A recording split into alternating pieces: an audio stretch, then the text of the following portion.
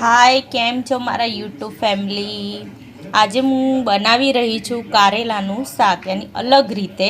એને છોલવાના બી નથી, તમને કડવા બી નહીં લાગે, અને તમે ખાશો તો તમને એટલું સરસ લાગશે, બહુ સરસ લાગશે. હું તમને એની બનાવવાની રીત બતાવી દઉં. ઓકે, શકો છો. આ કારેલા મેં કાપી નાખ્યા છે, ગોળ ગોળ કાપ્યા છે, અને મેં છાલ બી નથી કાઢી.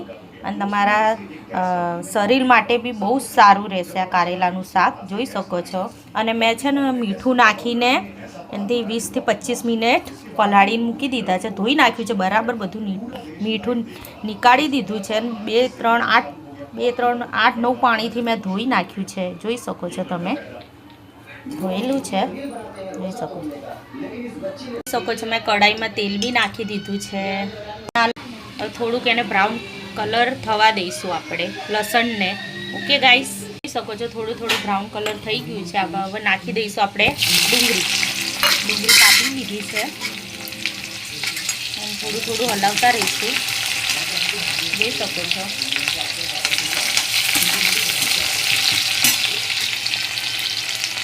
શેકાઈ થોડું આમ અત્યારે 1-2 મિનિટ સુધી તમે શેકાવા દેજો ડુંગળીને. જોઈ શકો છો તમે, જોઈ શકો છો ડુંગળી શેકાઈ ગઈ છે.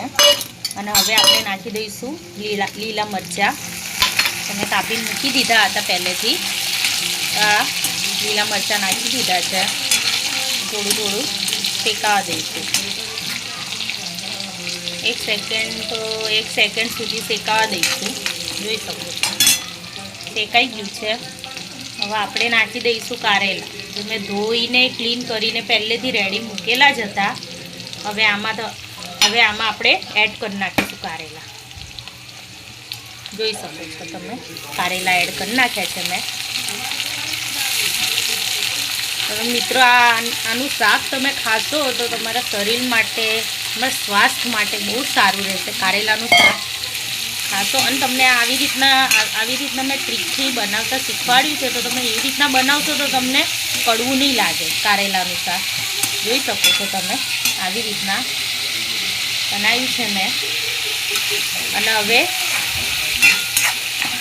મીઠું તો આપણે થોડુંક જ એડ કરીશું, વધારે એડ નહીં કરીશું.